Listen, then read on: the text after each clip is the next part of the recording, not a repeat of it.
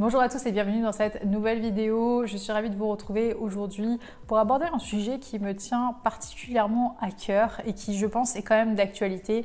Et c'est comment rester positif quand tout va mal. Si j'ai tenu à faire cette vidéo, c'est parce que mon année 2020 a été plutôt compliquée. J'ai fait une vidéo à ce sujet d'ailleurs sur les leçons que j'ai apprises. Si vous voulez en savoir plus par rapport à ça et à ce que j'ai traversé pendant l'année 2020, je vous remettrai la vidéo dans le petit d'information.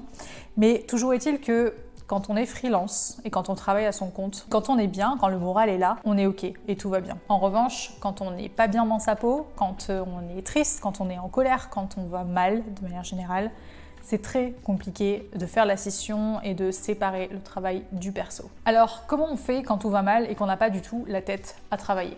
Et ça, c'est une vraie question. Cette vidéo, c'est vraiment un partage d'expérience, c'est mes conseils, c'est la manière dont moi je vois les choses et que j'avais envie de partager avec vous aujourd'hui. Je pense que la première des choses à faire, c'est d'accepter et de lâcher prise. Et dit comme ça peut paraître un peu évident, mais je peux vous assurer que ça ne l'est pas tant que ça. Quand on va mal et qu'on a conscience de l'impact que ça peut avoir derrière, sur son business, sur son entreprise, sur sa famille, sur son couple, on a cette espèce de réflexe de se dire ok, qu'est-ce qu'il faut que je fasse pour que j'aille mieux? Sauf que vous n'êtes pas une machine et vous ne pouvez pas baisser un bouton comme ça, relever les autres et vous dire ok, ça je le mets en veille, on verra plus tard puis je passe à autre chose. Non. Et c'est une erreur de le faire. Je pense que la première chose à faire quand vraiment vous n'allez pas bien, c'est de prendre le temps d'accepter la situation. Si vous avez besoin d'un jour, de 2 jours pour traîner devant la télé, rester dans votre canapé et juste souffler, eh bien faites-le. Et je pense que c'est vraiment indispensable. Parce que quand on cherche absolument à se mettre en route, à fonctionner, à accomplir les tâches les unes derrière les autres comme une machine, on s'oublie.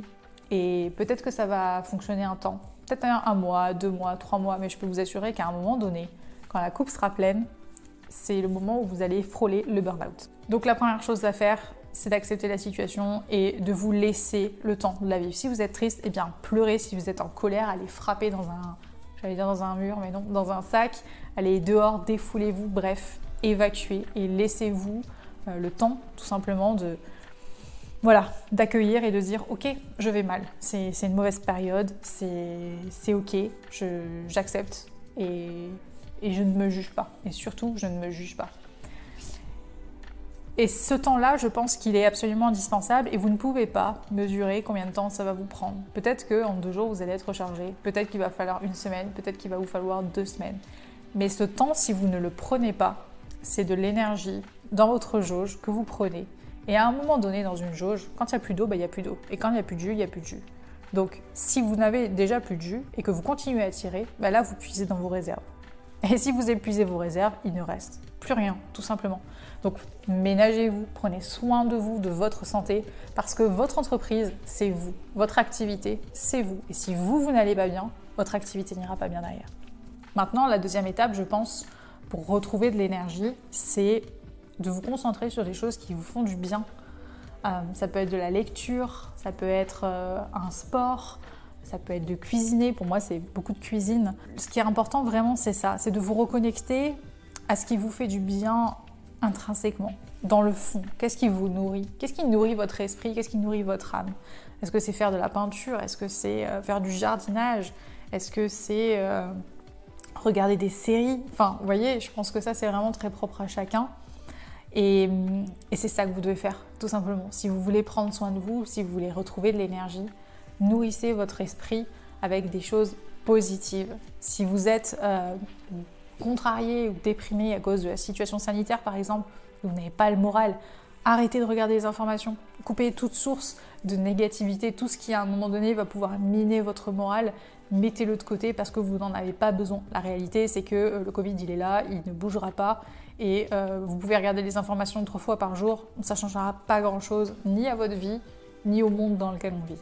Alors je fais vraiment un focus sur le Covid parce que je pense que ça a été une année compliquée pour tout le monde et que je pense vraiment qu'il ne faut pas minimiser l'impact que ça a eu sur notre morale, sur notre énergie.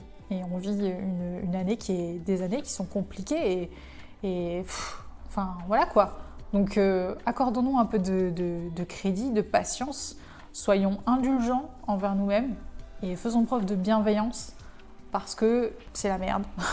c'est la merde et c'est ok. Et c'est ok de ne pas être bien, c'est ok d'être triste, c'est ok d'être en colère, d'être frustré, d'en avoir marre, de vouloir aller boire un verre chez ses copines et juste voilà, de décompresser et d'oublier ce qui se passe dans le monde.